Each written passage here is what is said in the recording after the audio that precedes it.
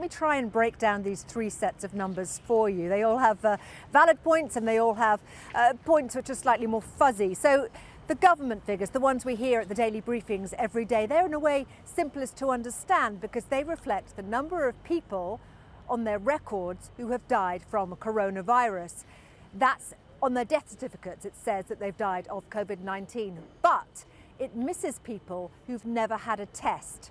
Now, if we look at the next set of figures, the Office for National Statistic figures, they refer to deaths where a person had COVID-19 on their death certificate, but may have died from another cause. So they're not as directly linked to actually dying of the virus. And the higher set of figures, well, that counts all deaths, for example, for this time of year compared to this time last year, which are significantly higher, but they include all deaths, not just those from COVID, but all deaths put together. Now, on top of this, as you mentioned, different countries have different ways of measuring their death figures. For example, here in England, well, the figures here, the daily figures from the government, excluded deaths outside hospitals until very recently, until a few weeks ago. They excluded deaths, for example, from care homes and the community, which we've seen as a result, those death figures have gone up.